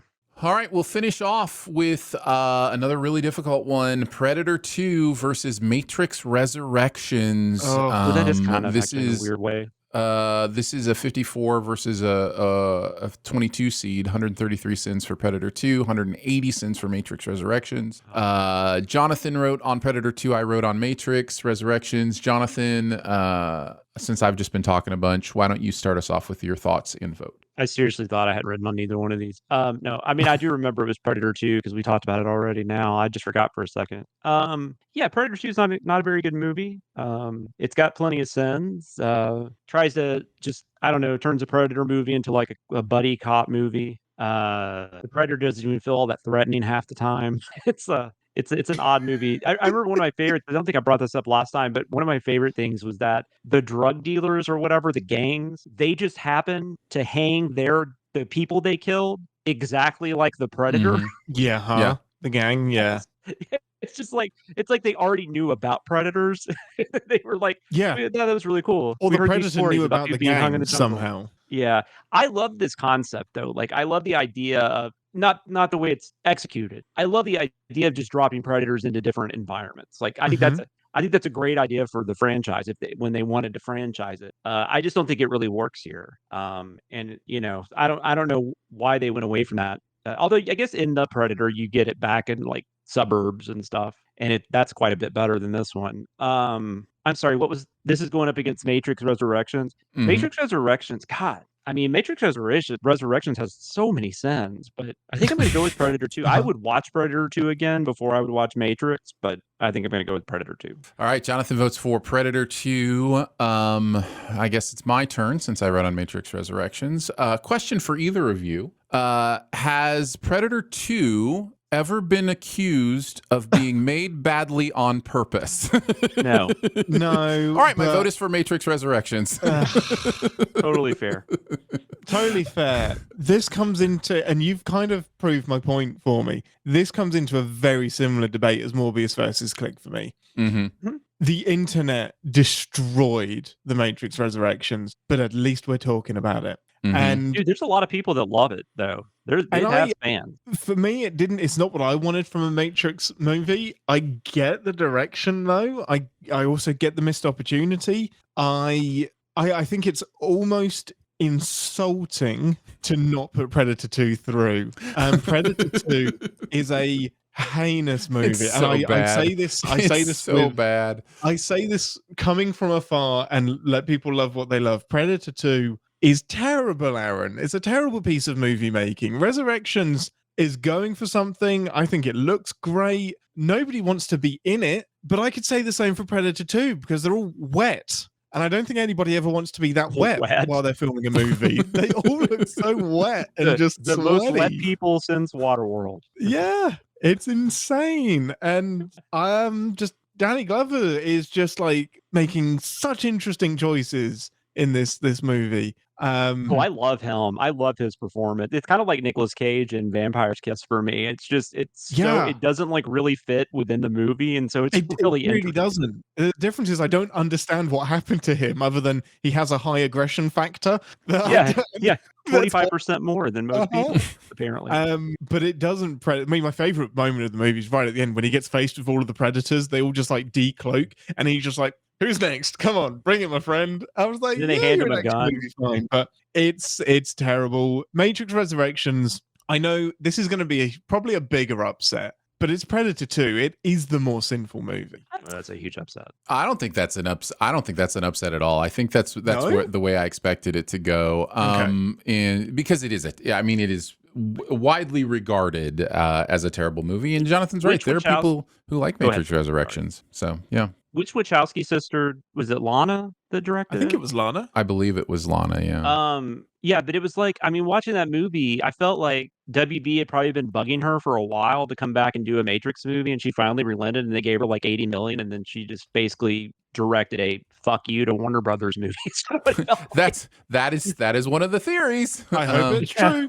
It's definitely what it feels like. I've never watched it. That is a movie I might revisit at some point, just because I'm curious how it'll play, like 2 years later. But I don't know. I did not have a good time with it first time I watched it. You'll be back. I didn't like how that was the first time either, though, and I liked it the second time. So Yes. There you go. All right, so that brings us to the end of round 3. We are down to the Sweet 16. There are 16 movies left. We will go from 16 down to the most sinful movie we sinned in 2022 on the next episode. Here are your round of 16 matchups. Let's go. Thor: Love and Thunder versus Bad Moms Christmas. Eternals versus Moonfall. No! Jeepers Creepers versus 50 First Dates. Grease versus Ghostbusters Afterlife. The Lost City versus Don't Breathe 2. The Bad Guys versus Punisher Warzone. Paul Blart Mall Cop versus Uncharted. And Click versus Predator 2. That's what we're dealing with. This is wild. Purdue was going to make it, but I guess they got knocked out. So Yeah, Purdue they were that out in the bracket's first round. done. Nice. Ian's like, what are you guys talking about? Huh? Sports. That's going to do it for Behind the Scenes this week. Don't forget to make sure you're subscribed and go ahead and leave a comment or rating as well. You can hang out with us on Twitter at CinemaSinsBTS. So for Jonathan Watkins, Ian Whittington, a burger marketed as spaghetti, and myself, we will see you next week. Thanks for listening. Send any feedback to bts@cinemasins.com and be sure to subscribe, rate, and comment. Find more ways to connect by visiting cinemasins.com/BTS. Hey, Jonathan, I have information for you that will either blow your mind or, in true Jonathan fashion, you'll just say, oh, yeah, that makes sense. So did you know that what I'm wearing right now, this shirt, Jonathan, this shirt that I'm wearing right now, you see it with the collar and the... Yeah. This is a T-shirt. That Yeah, look it from doesn't really look Jonathan like one. says it all. No, I was trying to see it closer. I don't have good eyesight. No, it doesn't look like one. That's interesting. So what's it made of? So Is it just cotton? it's not a T-shirt. It's a polo No, or a pullover but it is a or whatever. T-shirt though, isn't it? So no, it's not. So here's the thing, Ian. I guess Oh, I in can't- England, I'm gonna say in all of England because Ian is the only English person I have reference from. So correct me on Discord if Ian is wrong, even in England. Oh, this is going to happen. Apparently, in England, there are 2 types of shirts. And actually, there aren't 2 types of shirts. There's only 1 type of shirt. A shirt is any button-up collared shirt, right? If you say shirt, it's like formal. It's like a shirt. It has buttons top to bottom. Okay. It can be long Everything sleeve else- and short sleeve. Everything else is a T-shirt. Yeah. So what we would call a So- polo or I'll stand by whatever that. a collared Oh. shirt is a T-shirt. So what is a shirt would include that would just be like something you button up, Yeah, Yes. shirt would like be like button-up something you'd shirt. wear with a suit or something. Yeah, the like connotation would be formal or like business casual. Like, but it is there's a buttons on a polo. I'm just saying. no. Top to bottom. Okay, So top to you have to button it up all the way. it's interesting. And we still say polo shirt, and we have the different Yeah, that's what we descriptors, say. but everything is a t-shirt. Like what Aaron is I usually wearing now say- is a t-shirt, and it is not any kind of formal. No, so I wouldn't say this is formal wear. I would say it's a No. step up from a T-shirt. Like if you're going to Yeah. like a concert or something, like you No, throw on a it's collared not. shirt. That's just as casual as a t-shirt. Just 'cause Okay, it so has a that's collar this on is it? I'm telling you, this is maybe the most mind-blowing thing I've learned about the English language in the UK. if I was wearing a T-shirt that said "My dick's bigger than yours," it Mhm. would be the same thing as what Aaron's wearing. Wait, what? I'm just I saying, mean- T-shirts have shit If on you're- them. You know, like you can have a Top Okay, Gun T-shirt. Hey, that's a bit, but that isn't anything to do with the design though. Like the design of his is more formal than a "my dick is bigger than your" shirt. Yeah, But that's not because of the design. You That's mean because T-shirt, of the not content. shirt. A shirt is button up T-shirt, from thank time you. to Yeah. Thank uh-huh. you, Just thank making you. sure we Yeah. understand our lingo here. I would say that a collar, if you have a collar I don't on know your in that shirt, t-shirt, by the way. then there's like maybe 5% more formal than a regular t-shirt. Oh, there is a difference then. Because you've been saying this whole time, there's no difference. If I have to be nailed down, maybe Okay. there is a 5, but I would Like- still be mad at someone for turning up to a. It's not business casual. It's not. It's a t-shirt. It's just not. I would wear a polo to like a funeral. I would never wear a T-shirt. Yeah, agreed. I See, think it's thank you, wild that you're wearing Jonathan. a polo to a funeral. That's insane. Did you I'm not just like saying- the person? This is amazing. I'm And telling it you, is this business blows casual my here mind. because if you work in the States and they say business casual, that means like polo shirt. Yes, No, it does. Maybe It does I believe here. you.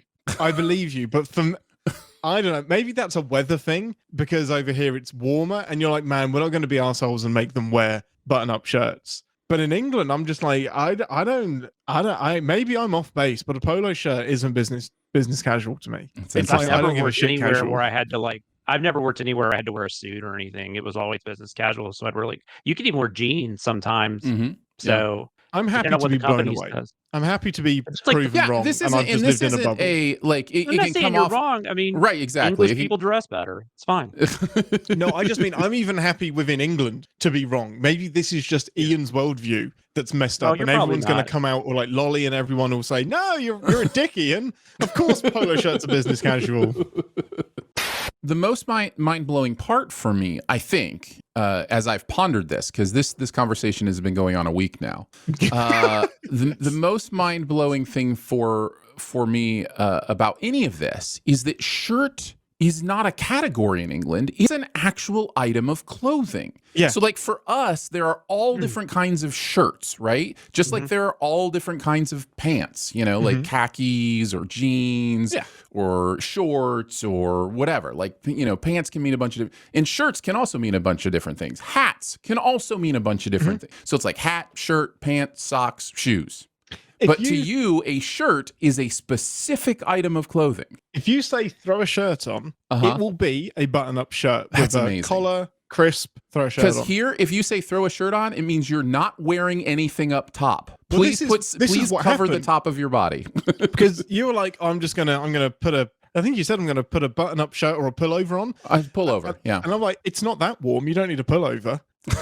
Because for me, a pullover is a jumper, a sweater. Right, yeah. And then you come out with this, and I'm like, this is a formal graduation, right? Like this must be what it's like for a culture that has 1,000 words for snow when we're like, it's snowing, and they're like, what do you mean it's snowing? What do you mean it's snowing? Yes, exactly. I would say to a funeral, I probably would wear a shirt and tie, but I don't know. Like I've been to weddings, and they've like weddings in the summer, especially. They'll even say that, like, just they don't like you don't have to wear like a suit that's gonna make you sweat to death, cook you. Well, what's funny is I text Aaron to say, "Is this event formal? How should I dress?" And he said it's not formal at all. And I was like, "Okay, cool," but I still put on a nice t-shirt, a nice pair of jeans. And I get over there and I'm just like, oh, it was really not formal because oh my god, a polo shirt with a collar on it is apparently formal. I mean, you'll see people show up to weddings like in shorts, and it's crazy, man. The South is just different. I love it. I think there's some pretense to that. I do think that is a cultural difference I've understood about England and America is there's a little bit more, I'm going to use a negative connotation phrase, and I don't mean to, but there's an uptightness, there's a more like stiff upper lip, there's a more like I think that's fair. Buttoned up. I think everybody's perfect really word, cold. And yeah, I think that's it always as well. been my thing. But and we're super cash. We're super cash. So we have to have levels of our casualness because we're super cash. Not enough for you to make cash a thing.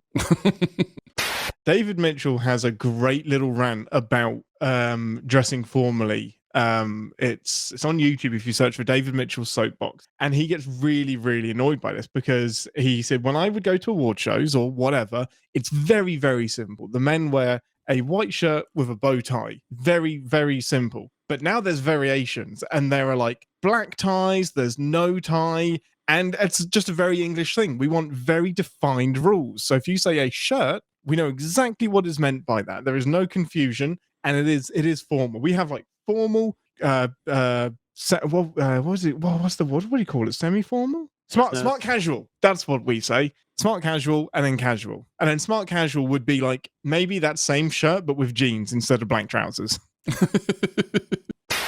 Jonathan, you said tennis shoes earlier. It's only on this trip that I realized tennis shoes don't mean tennis shoes. Because I was like, man, y'all play like shoes that you play tennis. I've never watched play tennis.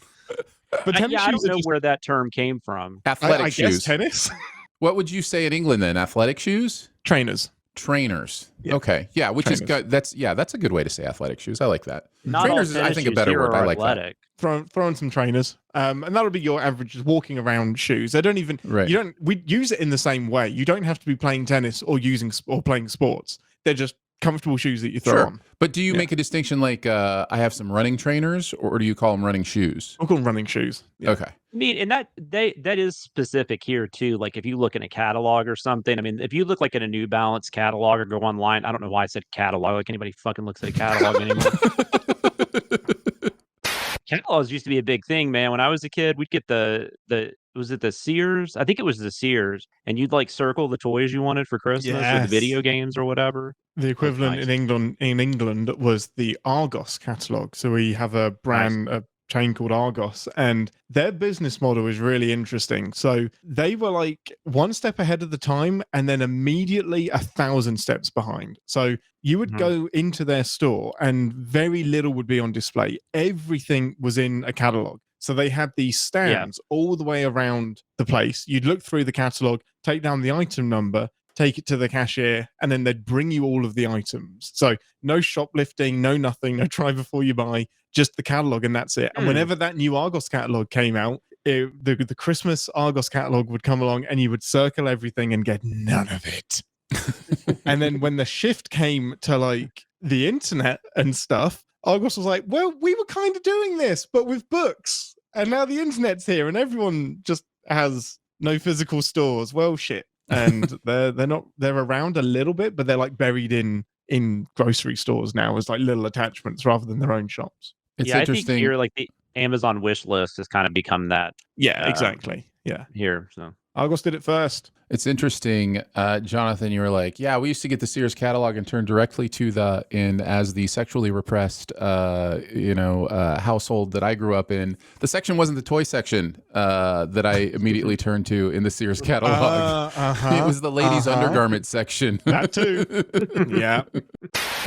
Can you imagine living in that world where it's like, it's so repressed? There, you never see any skin or bodies like anywhere, and it's like, oh my goodness, I can see what a female body looks like under the clothing. Like, well, but that's also like an accessibility thing. That's not just repression, because like, even I know you're many, many, many years older than me, but even when I was that age, we didn't have access to it. So everyone in England will know about The Sun and how on page 3 of The Sun, even I know about page 3. You know about page 3 until about, they don't do it anymore, and they haven't for like a decade, but there was a naked lady, like Playboy, Sports Illustrated, something like that, on page 3.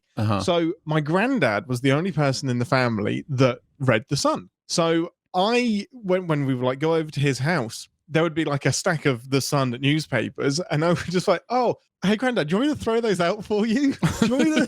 The only chore that I volunteered to do. So like the journey from the living room to the recycling bin, we just want, quick, get to page 3 on all of these newspapers as quick as I can. Did you ever have the thought, I don't have to throw these away? I could hide them somewhere? No, because I was such a good... I never hid anything. I was such a good boy. Yeah.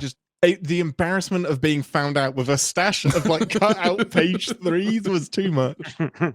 Yeah, so none of us kind of went through adolescence in the internet age, right? Like, there's it's so different. So different. I was in the first typing class at my high school that was actually done on computers and not typewriters. Wow. Yeah. Yeah, so that was 92 or 3. We did have, like, when I was in middle school, we did have computers on campus, but it was all like DOS, right? So we were like I remember we learned one day how to create a Wheel of Fortune game on DOS. Nice. You remember DOS, don't you, Aaron? Oh, indeed. I do. And then we had, like, in the library computer, we could play Oregon Trail. Where the World is Carmen Sandiego, stuff like that. So yeah, and right around our time, we're similar ages. Right around our time was Wolfenstein was like one of the first big shooters that came out, and then what was that like role playing game? Was it called Zork? Do you know what I'm talking about? It started with a Z, I think. Yeah, something like that. I think you mostly just typed in stuff, like it wasn't. Yeah. Oh yeah, that was text-based adventure games were everything. Like, it was so much fun, and it was wild. Yeah. Yes, old men talking about the good old days. 1977 is when it was created. The good old days of Oregon Trail and the Sears catalog lingerie section. We watched a little bit of Eurovision or whatever, by the way. Oh yeah, what'd you think? It was different. It's so terrible. different. But, It's so but wild. I've had that song for Malta stuck in my head though. Oh, which one for was that? 24 hours now. It's called Dance, and it's like the guy was playing the sax. It was That wild. sounds like It was every like the Eurovision second song performance ever. or something. Oh, Huh? that must have been the semifinals or something. I only watched the Semifinals, finals. yeah, that's what I I started only with. watched the finals. So Okay. yeah, so I don't think I've seen that one, but man, I thought Finland was going to take it. Like they won the audience vote so huge, and it was a lot closer than I thought it was going to be. And that's been going on since like the 50s. 56, I read. man. 56. Mhm. They How hate long I is England so been, now. like, a bad. big- Okay, we don't need to do a podcast today. Let's talk about Eurovision. I so bad want I'm to. No, they tried to do this with like the 50 states, like an American version of Eurovision, where each state sent a song They and did? that kind of stuff. Yeah, last year I think Kelly Clarkson and Snoop Dogg hosted, No idea. and it was never going to work. You know why it's never going to work? Because Everyone's going to vote for their own state. well, I think they probably disallowed that like they do in Eurovision. But it's never going to work because there's no foundation to it. There's no history to it. There's no this is a grassroots thing that is built over the years to become this huge event.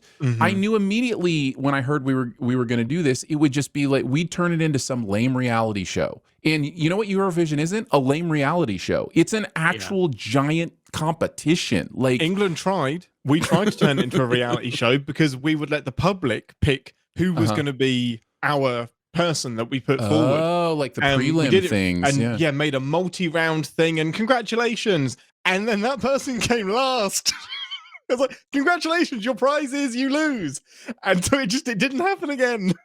Yeah, no, I think I would love for America to be involved. And by the way, we'd lose every year. America would lose every year. I can't wait for you to join so that there's somebody beneath England.